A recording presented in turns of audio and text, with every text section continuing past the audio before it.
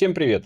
В сегодняшнем видео мы поговорим о современных видеосистемах, а именно детально сравним DJI и Caddx. Также будет нечестно не упомянуть о Alldezira и OpenIPC. Но, например, Alldezira лично я не пробовал, поэтому ничего из своего опыта про него сказать не могу. Кроме того, что до сих пор считаю его достаточно нишевой системой, предназначенной в первую очередь для гонщиков. А OpenIPC только-только встает на ноги, и про него рано еще что-либо говорить. Поэтому герои сегодняшнего моего разбора это только DJI и Caddx. Поехали! Ну а перед началом небольшой дисклеймер. Все, о чем я говорю в этом видео, отражает мою личную точку зрения, основано на моем опыте и не является прямым руководством к действию. Информация представлена только для того, чтобы вы могли сами принять какое-либо решение, взвешенное или не очень. И хотя я подвожу некоторые выводы, окончательное решение всегда остается за вами. Все товары, упомянутые в данном видео, приобретены мною за собственные средства, поэтому ни один производитель прямо или косвенно не может влиять на мое мнение. И несмотря на то, что я старался охватить максимум информации, я мог что-то упустить, что-то не посчитать важным, а о чем-то просто забыть. Это тоже следует принимать во внимание. Также создание этого видео потребовало много сил, времени и финансов, поэтому буду очень благодарен за вашу поддержку в виде подписок на канал, лайков и комментариев. А в остальном приятного просмотра. Ну а начнем мы наш обзор с VRX, то есть приемников видеосигнала. Давайте посмотрим, что у нас есть в линейке DJI и Caddx, и начнем мы с DJI.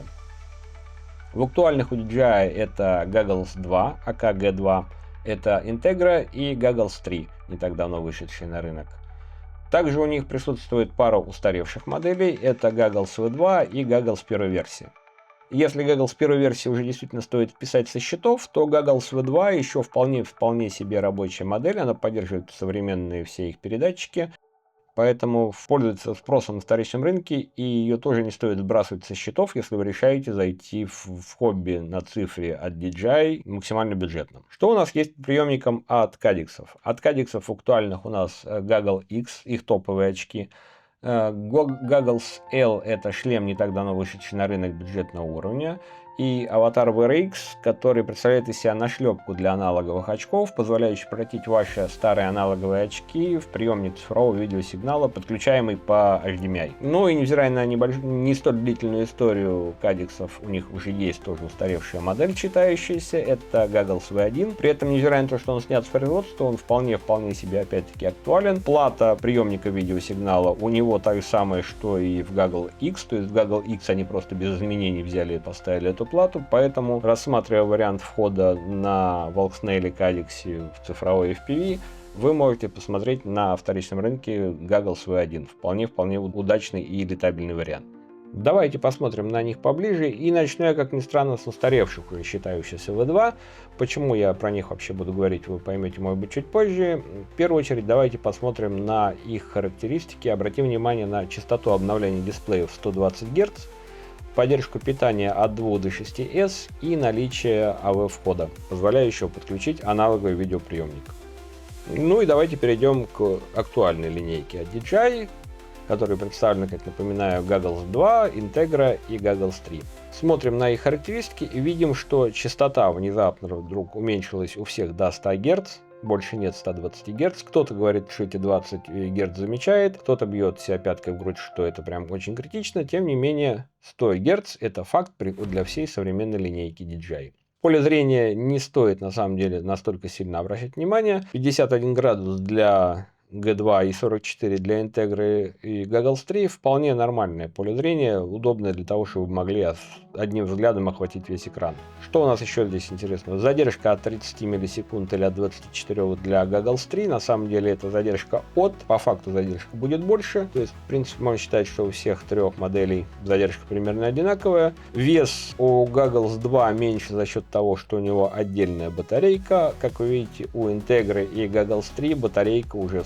монтирована в их стрэп, который вы крепите на голову. С одной стороны, это позволяет вам как бы перераспределить вес, с другой стороны, ваш стрэп становится несъемный, ну и плюс батарейку вы не сможете поставить, какую вам удобно. Ну и, возможно, для кого-то, в том числе и для меня, будет важным, что ни одна из современных моделей очков от DJI не позволяет подключить аналоговый видеоприемник ни в каком виде. Вход у них только USB, предназначенный для прошивок или вывода изображений в их приложение. То есть, начиная с Goggles 2, товарищи из DJI сказали: аналог все, до свидания. Кстати, еще один маленький момент. Для кого-то это будет важно, для кого-то нет, но тем не менее, начиная с Integra, если я правильно помню, они сделали встроенный Remote ID. То есть, начиная с Integra, в очках встроенный чип GPS, который при полете на DJI-ных дронах, именно дронах, их модулем передатчика еще пока не подтверждено, но тем не менее, это можно в любой момент включить прошивкой.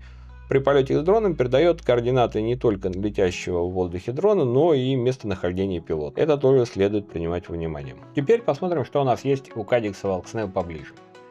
У них в линейке, как вы видите, 3 абсолютно разных продукта, и достаточно сложно сравнивать, но тем не менее я попробовал сделать какую-то обобщенную таблицу. Во-первых, Goggle X. Как вы видите, у них максимальная частота обновления те же самые 100 Гц, как и у DJI. Поле зрения 50 градусов, бла-бла-бла. 22 миллисекунды минимальная задержка. Действительно, задержка у Caddx поменьше, чем у DJI. Опять-таки, от 22 миллисекунд. 22 миллисекунды вы увидите в очень редких случаях. Чаще всего она будет больше, но даже когда она будет больше, она будет все-таки меньше, чем при тех же условиях вам покажет DJI. Питание от 2 до 6S, и по входам-выходам у нас имеется HDMI как вход, так и выход. 5-пиновый аудиовход предназначен для подключения аналогового видеопередатчика. Встроенный гироскоп, который толком не работает. Ну и, наверное, по Goggle X все. Goggles L. Он хоть и называется Goggles L, но это шлем, который не так давно вышел. Его небольшой обзор есть у меня на канале. Экран, естественно, у него не OLED, а LCD, который, в общем, транслирует вам картинку. 60 Гц максимальная частота обновлений. Угол зрения для шлема это нормально, то, что у него больше, чем в очках. Картинка та же самая 1920 на 1080. Единственное, что 60 FPS. Чуть-чуть побольше базовая задержка. Вес 350, но на самом деле он достаточно легкий. Питание также от 2 до 6S. Никаких входов, никаких выходов у него нет, поскольку это считается бюджетное решение. Но, тем не менее, вполне себе рабочее. Ну и Avatar VRX — это, как я уже говорил, нашлепка на ваши аналоговые очки, которые вы подключаете к ним через HDMI вход и получаете цифровое изображение в свои очки. В среднем это у вас будет 720p 60-100 fps, но тем не менее вполне себе достойный вариант, если вы хотите летать на цифре, не покупая новые очки, если у вас уже есть аналоговые хорошие очки. Единственное, что здесь мы видим, что питание от 2 до 5S помечено. Насколько я знаю, народ подключает их 6S, но это ваш страх и риск. И немножко забегая вперед, я вот на этой таблице скажу, что Avatar VRX и Goggles L — это 2 удачных решения от Caddx. Это 2 бюджетных решения, и при этом это удачное решение. Топовое решение Goggles X все-таки, на мой взгляд, у них получилось менее удачным. Давайте на это все посмотрим чуть поближе. Давайте сперва посмотрим на уже снятые из производства, но все еще достаточно актуальные DJI Googleus V2. В первую очередь здесь бросается в глаза размер линз. Они реально большие, как на самом деле и матрицы экранов. Сверху у нас кнопки управления. Тут все стандартно. Снизу у нас разъем для подключения питания. AV-вход для аналогового мода. С другой стороны у нас USB-вход и разъем для SD-карточки. Здесь у нас панелька, которая показывает, на каком канале они работают. Выглядят они, как видите, достаточно футуристично. Это уже доработанный, конечно, вариант. Коллега его доработал под себя. Но, тем не менее, они выглядят достаточно футуристично. И при этом они, в принципе, достаточно большие. Давайте сравним их с DJI Googleus 2, который G2. Как видите, они на порядок практически меньше, более компактные. Вид у них уже немножко другой. Но, тем не менее, все-таки Goggles V2 по-прежнему является актуальной моделью. На этом, наверное, по Goggles 2 все. Теперь давайте посмотрим на DJI Goggles G2. Они гораздо компактнее, чем предыдущее поколение. Антенны, как видите, у них складные. Их всего 2, при этом вся передняя панель является патчами. Соответственно, есть, естественно, регулировка диоптрии и регулировка межзрачкового расстояния. USB-вход, подключение питания, карточка SD-шная и аудио-вход. Это не для подключения аналога, это именно аудио, потому что они могут проигрывать звук. Здесь у нас та же самая панелька для отображения текущего канала. Сенсорная панель для управления и перехода по меню. Ну и в целом, наверное, вот с ними и все. Теперь давайте посмотрим на очки от Cadix. Их топовые очки DJI Goggles X. Выглядят они вот так вот. Они чуть крупнее все-таки, чем G-шные очки. Антенны у них не складные. Это патчи я уже поставил самостоятельно. Вообще они идут по умолчанию с 4 омни-антеннами. Что еще про них можно сказать? Ну, здесь у нас имеется подключение питания. Это не кнопка, это просто теснение. Сверху у нас кнопки управления, соответственно, и пятипозиционный джойстик. Здесь у нас вентиляция просто. Здесь, соответственно, разъем для подключения аналог-мода, SD-карточка и HDMI вход и выход. Ну и, соответственно, диоптрии. Вот так они выглядят. Как видите, по сравнению с G они чуть-чуть покрупнее. Как бы показать получше. Да, вот если их вот так вот положить, то G, видите, чуть более компактно. Тем более за счет складных антенн G получаются еще более компактные, чем Goggle X. Ну и окей. Теперь давайте посмотрим на шлем, хотя шлем я показывал в отдельном видео. На шлеме особо смотреть вообще нечего. Собран он достаточно монолитно, собран он хорошо, шлем и есть шлем. Что у нас есть здесь? Здесь у нас практически ничего нет. Здесь у нас, соответственно, кнопки управления и пятипозиционный джойстик. Также кнопка для бинда. Здесь у нас вход питания, а здесь выход от хед-трекера. Ну, вот так он выглядит. Ну, а теперь немножко давайте поговорим о ценах. Цены я буду называть только на актуальные приемники, потому что то, что они официально не продают, вы будете искать на барахолках, а на барахолках цены, конечно, отличаются в зависимости от степени жадности или доброты продавца. Итак, что у нас по ценам от DJI? От DJI у нас цена на Goggles 2 450, на Integro 350, на Goggles 3 500. То есть, как вы видите, они не только внешне похожи, как близнецы-братья, но, в общем-то, и по ценам не сильно отличаются. Теперь давайте посмотрим, что у нас по ценам на актуальную продукцию от Cadix. От Cadix у нас Goggle X стоит 450, Goggles L стоит 200 и Avatar VRX 220. Как вы видите, достаточно интересные цены, особенно, как я уже говорил, на VRX и на Goggles L. Топовые Goggles X, которые стоят $450. Напомню, они стоят $450 чисто как очки. В комплекте у вас не будет батарейки, которая идет со всеми очками G. И в комплекте также у вас не будет патчей, которые есть по умолчанию во всех G очках. И если вы хотите превратить Goggles L в аналог по оснащенности Goggles 2 от DJI, то вам необходимо будет докупить патчи, это еще $26, и какая-нибудь батарейка, вот, например, это за 17. В результате цена у вас Goggles X превращается в $493. Да, Goggles L также идут без батарейки в комплекте, но, опять-таки, цена $200 их вполне оправдывает с такой комплектацией, то есть докупить $200 за $17 батарейку, это гораздо проще, морально и финансово. Ну, теперь пришла пора перейти к VTX, то есть передатчикам видеосигнала. И что у нас есть в линейке DJI? В линейке DJI в актуальных у нас есть DJI O3 Air Unit, и на этом все. Также у них есть пара устаревших, это DJI Air Unit первой версии и Vista от тех же Runcam и, на удивление, Cadix. Как видите, не очень густо, всего 3 передатчика суммарно. Ну и по аналогии с устаревшими очками, если Air Unit не используется практически уже совсем, то Vista вполне себе еще летабельный вариант. Она пользуется спросом, ее покупают, ее еще можно найти, в том числе и новую у продавцов. Давайте посмотрим, что у нас есть в линейке Cadix по передатчикам.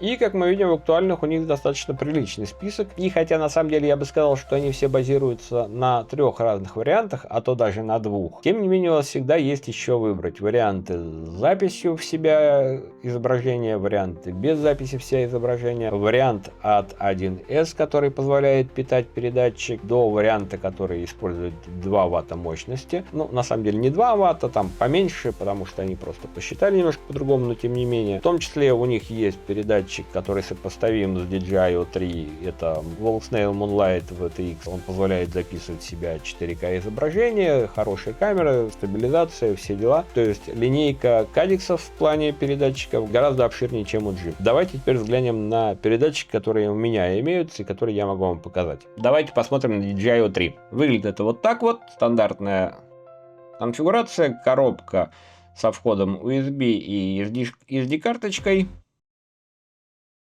Здесь у нас одна антенна с двумя коннекторами, коаксиальный выход коаксиального кабеля на камеру. Ну и в целом все. На другой стороне у нас только кнопка бинда. Камера достаточно крупная, в металлическом корпусе. Антенна стандартная, G-шная. Достаточно легко, кстати, отрывается. Давайте посмотрим, сколько он весит. Вместе с антенной и камерой он весит 39,5 грамм. Немало, но и не очень много. И вот это единственный VTX, который есть в линейке G. Посмотрим на аналогичный продукт из линейки Cadix. Это Avatar Moonlight. Соответственно, тот же самый форм-фактор. Единственное, что меня смущает, это то, что подключение у него сделано сбоку. Это немножко странно. Здесь у нас стандартно выходят антенны. С другой стороны у нас SD-карточка и слоты для перепрошивки. Вот здесь интересный момент. Почему-то кабель от камеры коаксиальный, он у них перегнут. Сама камера достаточно крупная. Поставляется в комплекте с ND-фильтром сразу. Это удобно. Вот так она выглядит без него. Сам ND-фильтр сидит на ней достаточно плотно. В принципе, в полете вы его не потеряете и при краше. Что еще можно сказать? Давайте его тоже взвесим. 48,5 грамм. Как видите, тяжелее на 10 грамм получается, чем DJI O3 AirUnit. Ну и по габаритам. По габаритам он тоже чуть-чуть крупнее, чем DJI O3 AirUnit. Он крупнее во всех измерениях. Не критично, не сильно, но тем не менее крупнее. Посадочные отверстия у них у всех одинаковые 25 на 25. Плюс у Moonlight есть возможность посадить его 20 на 20. Ну и можно было бы сказать, что практически это все идентично, за одним исключением. В линейке Cadix, как мы уже видели, есть не только Moonlight, есть еще и разные другие юниты. И вот, например, 1S юнит, представляющий себя практически чисто плату, с процессором, покрытым радиатором, но тем не менее это практически чисто плата. Вот такая вот камера, которая вообще не заключена ни в какой корпус, и обычная диполька. Посмотрим, сколько весит данный юнит. Ну вот, как вы видите, данный юнит весит 10,3 грамма. Это уже вполне достаточно для того, чтобы его можно было посадить на 1С вупчик какой-нибудь там 75-85 мм. Что у нас есть еще? У нас есть HD Pro Kit. Это практически тот же самый 1С юнит, просто одетый в радиатор и немножко переработанный. Кстати, забыл упомянуть, что 1С юнит некоторые версии позволяют писать в себя изображение. У них есть встроенная память на, по-моему, 16 и 32 гигабайта. У этого юнита тоже есть 16-32 гигабайта. Данный юнит выпускается в нескольких разных вариантах. Вот, например, этот с камерой, которая пишет все гироданные. Есть варианты с камерой, которая не пишет все гироданные. И вообще большинство камер Cadix являются взаимозаменяемыми. Давайте взвесим, сколько он весит. Вот он весит 27,3 без антенны, 29,5 с одной антенной и 31,7 с двумя антеннами.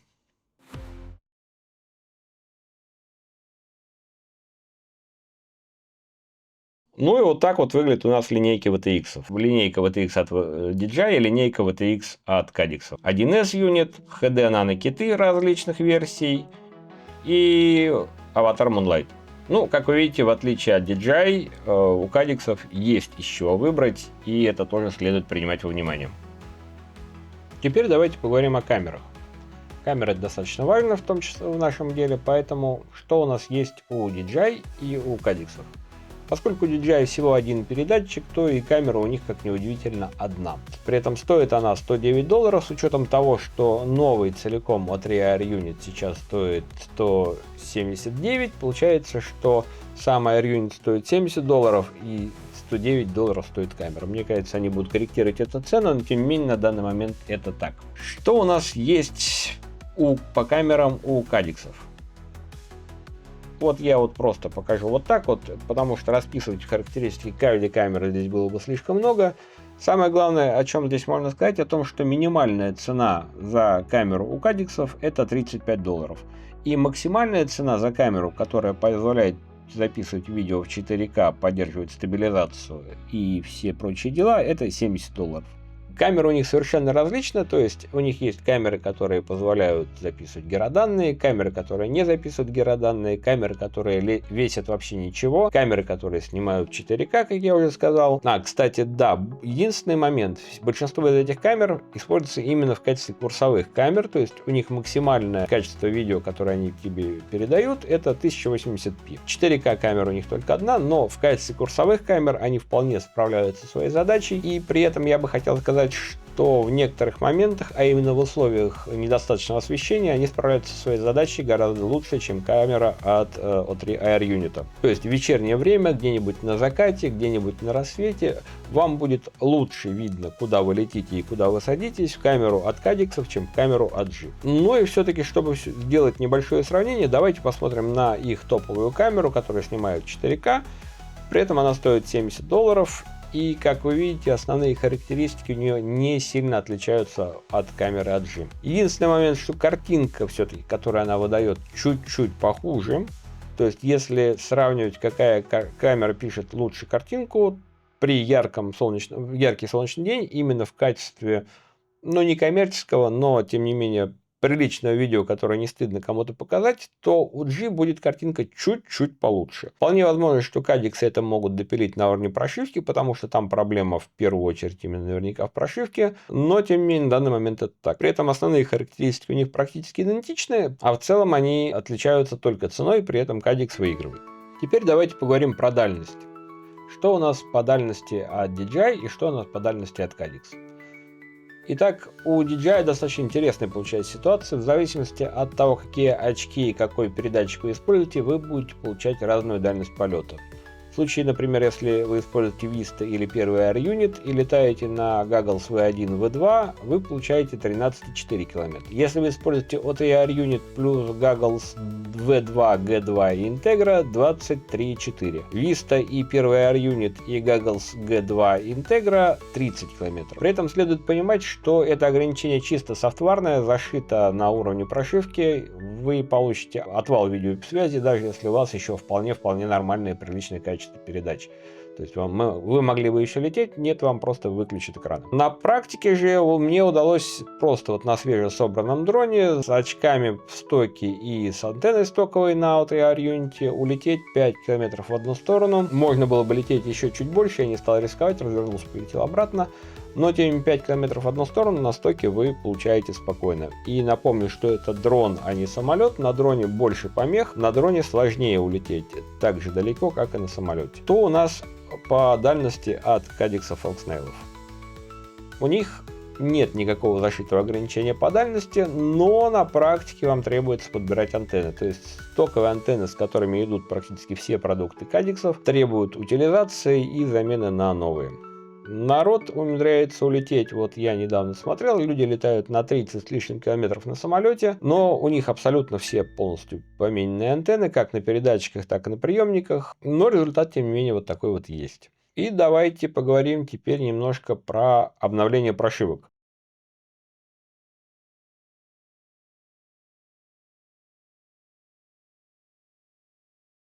Например, у DJI, чтобы обновить прошивку, вам потребуется DJI Assistant. При этом две версии, в зависимости от того, какой у вас продукт. Если вы используете O3 Air Unit и очки G2, вам потребуется DJI Assistant Consumer Drone Series. Если вы используете V2 очки или Vista, вам потребуется DJI Assistant 2, по-моему. Вам требуется два разных DJI Assistant. Вам потребуется доступ к серверам DJI. Если они по каким-то причинам закрыты, вам потребуется VPN. Вам потребуется учетная запись на сайте DJI, которая должна быть у вас активна, и вам необходимо будет сделать активацию, как, например, от Rear Unit, так и очков. Без активации продукты DJI ограничены в своем функционале, и активация является обязательным требованием. Как происходит обновление прошивки у Cadix? Очень просто. Мы берем файл, скачиваем его с интернета, закидываем его на VRX VTX, зажимаем кнопку на 8 секунд, и пошел процесс обновления. Теоретически вы можете сделать обновление даже в поле, подключив, например, ваши очки или там ваш модуль к Android планшету или телефону. Не знаю, может ли вам потребоваться такая необходимость, но факт такой есть. Обновление прошивки — это просто копирование файла и зажимание кнопки. Намного проще, намного удобнее. Единственное, что у вас будет проблема с даунгрейдом прошивки. Если в DJI Assistant вы просто видите последние несколько прошивок и на любой из них можете кликнуть апгрейд или даунгрейд, то в случае, если вы хотите понизить прошивку у Cadix, вам будет необходимо качать старую прошивку, ту, на которой вы хотите опуститься. В названии файла повысить номер прошивки выше, чем то, что у вас есть сейчас, залить ее на передатчик или на очки, опять-таки нажать на кнопку, и таким образом вы сможете понизить версию прошивки, повысив версию файла. Небольшая сложность, неудобство, но вот так как есть. Ну а теперь давайте перейдем к самой интересной и самой спорной теме, а именно баги и проблемы у каждой из систем. Какие проблемы есть у DJI, какие есть у Cadix. У DJI, например, я постарался и нашел вот эти 4 пункта. При этом, например, от Rear Unit хрупкий чип я могу подтвердить лично. Сам лично ухандокал 2 от Rear Unit. Проблема связана с тем, что DJI, судя по всему, в угоду облегчения веса сильно сократила толщину крышек, и в результате неправильного, неудачного падения вы можете легко раскрошить чип внутри O3, и она перестанет работать. У меня даже есть на канале видео, как не надо крепить O3, где я показываю, как не усугубить эту ситуацию неправильным крепежом. Это видео скрытое, но тем не менее оно есть. Следующая проблема — это Vista Goggles V2, нет поддержки USB. У этой связки действительно нет поддержки USB из коробки. Если вы летаете именно такой связки, вам потребуется поставить на очки хак, который называется VTF OS, то есть накатить другую операционную систему, которая вам позволит поддерживать USB. Проблема связки очков G3 и DJI от Rear Unit в том, что в какой-то момент вы можете получить обрыв связи, и это не важно, на каком расстоянии от себя вы летаете, просто у вас прорывает связь, и до выполнения операции Disarm ARM связь не возвращается. Проблема не связи, а проблема именно в протоколе. DJI о ней в курсе, но вот уже больше месяца пока никакого решения от них нет. То есть новые прошивки они не выпустили. И еще одна проблема — это шум на каналах при включении. От Rear Unit действительно при включении достаточно сильно шумит в эфир. Связано это, я так понимаю, с поиском очков. И если вы летаете не один, ваши коллеги наверняка это заметят. И это все проблемы, которые мне удалось найти и вспомнить за год эксплуатации продукции DJI. И в том числе хрупкий чип, который, как я уже сказал, я могу подтвердить лично. Шум на каналах я могу подтвердить лично. Отсутствие DVR, да, я такое видел. Очков G3 у меня нет. Лично я подтвердить это не могу, но про это достаточно много информации в интернете, поэтому спорить с этим будет сложно. Окей, теперь давайте посмотрим, что у нас есть по проблемам с Cadix.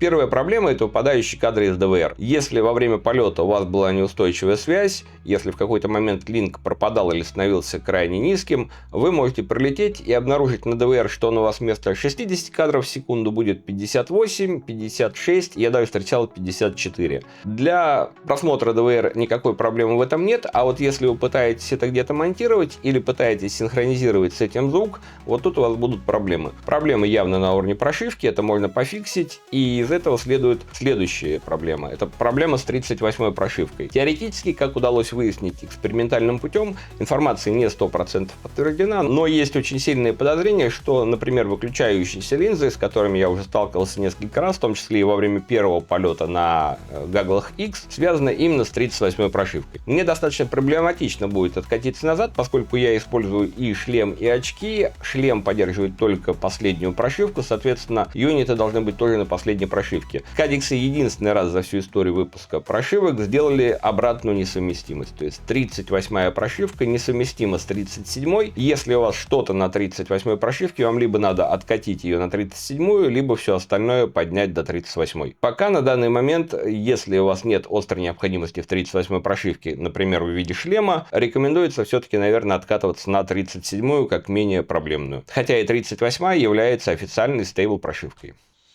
Ну и основная, наверное, проблема, о которой следует сказать, это качество. Кадиксы либо торопятся обогнать G, либо просто торопятся выпустить продукт на рынок, но очень часто они выпускают продукт не надлежащим образом протестированный или не прошедший какие-то этапы контроля качества. Например, их очки Goggle X, о которых я уже неоднократно говорил, это явный пример продукта, который выпущен был на самом низком уровне качества. Невзирая на всю ту шумиху, с которыми они выходили, продукт вышел достаточно проблемный с самого начала. И есть еще вот такой момент, вот такой комментарий мне оставили под одним из видео. Просто стоит сток антенну поменять, и все будет окей. Дешево и качество антенны — несовместимые понятия. Надо, прежде чем делать выводы о системе в целом, погрузиться в нюансы. Они есть везде, и в аналоге, и в G, и в HDZero. Но вот по поводу дешево я бы, честно говоря, сильно поспорил. Как мы видели, цена на очки равнозначна цене очков от конкурентов. При этом мне еще необходимо докупить патчи, мне необходимо докупить батарейки. Оказывается, мне еще надо докупать антенны. Почему нельзя сразу изначально положить антенны хорошего качества в комплект с очками топовой категории, непонятно. И второе, если продукт работает из коробки, то действительно есть как бы желание погружаться в нюансы, особенно если он работает хорошо, так как заявлено, и что-то, какая-то одна деталь тебя не устраивает, тогда есть смысл погружаться в нюансы. Но тут получается так, если я заказываю трактор, если я читаю по описанию, что это трактор, если я плачу за трактор, и мне приезжает трактор, все окей. Никаких проблем нет, я действительно готов погрузиться в нюансы и, например, сделать потом из этого трактора какой-нибудь Porsche. Но обратная ситуация. Если я читаю, что у нас ожидается Porsche, если я заказываю Porsche, если я плачу за Porsche, а мне присылают трактор, при этом мало того, что это ни разу не Porsche, так этот трактор с самого начала может завестись, может не завестись. Если он заводится, то он перегревается. Перегревается он настолько, что у него трескается лобовое стекло, то это я считаю, что прям не очень. И такая ситуация, в принципе, не очень меня устраивает.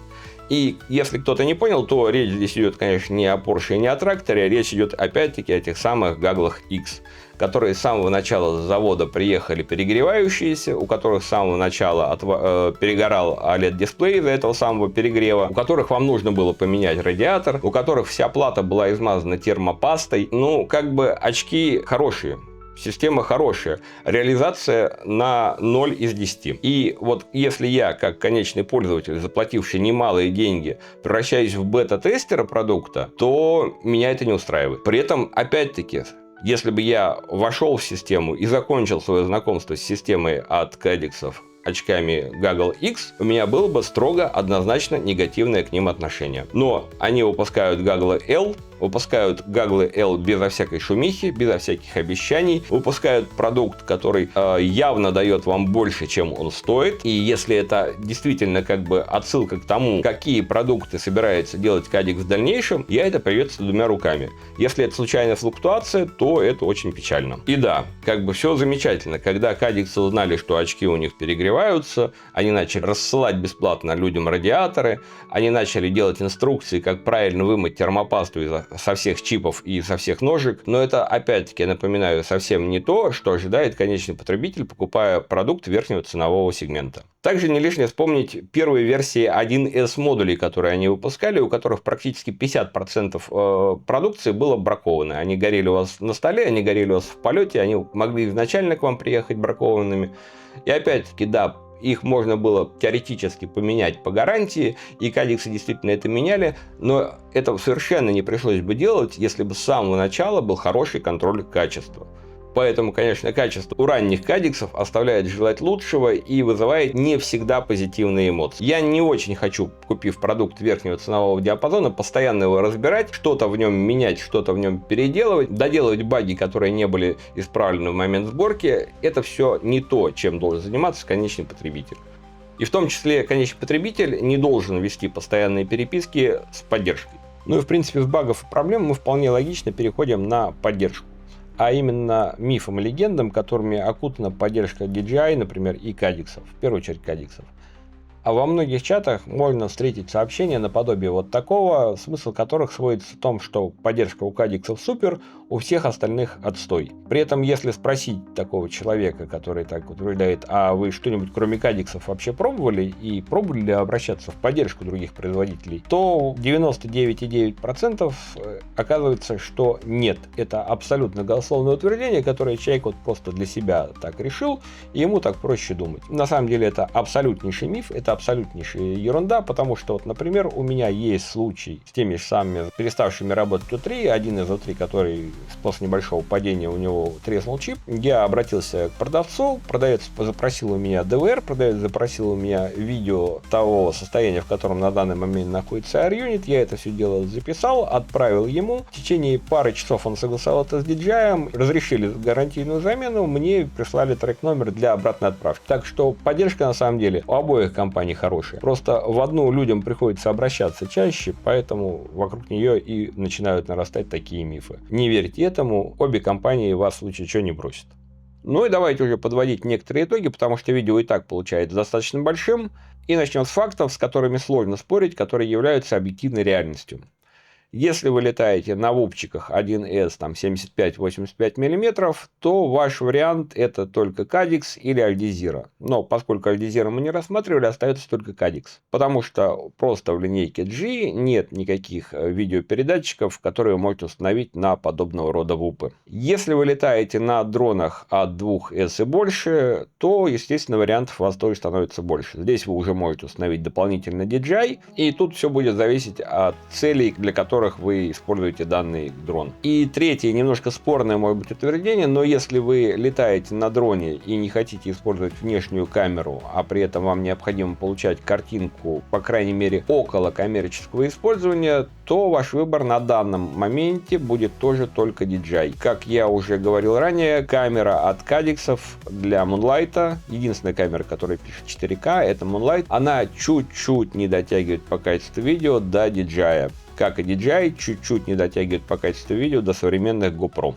И это все объективные факты, которые могут повлиять на выбор видеосистемы одного или другого производителя. Далее же несколько моих личных мыслей, с которыми вы можете соглашаться, можете не соглашаться. Если вы не согласны, всегда можете написать в комментариях, я буду рад почитать ваше мнение. И начнем, наверное, с такого, что те, кто собирается бить свои дроны, то есть летать поворотом, летать банда или что-то типа такого, может быть, если вы новичок и планируете падать очень много, то, наверное, в первую очередь стоит рассматривать вариант с Cadix. По одной простой причине, потому что у них, как мы видели, камера стоит гораздо дешевле, а камера будет у вас биться относительно часто, и не всегда, например, UV-фильтр какой-нибудь или ND-фильтр вам поможет. Камеру для DJI вам будет поменять просто банально дороже. Для тех, кто хочет полететь из коробки, просто вот взял дрон, забиндил, надел очки и полетел, то, наверное, все-таки на данный момент это будет выбор в сторону DJI.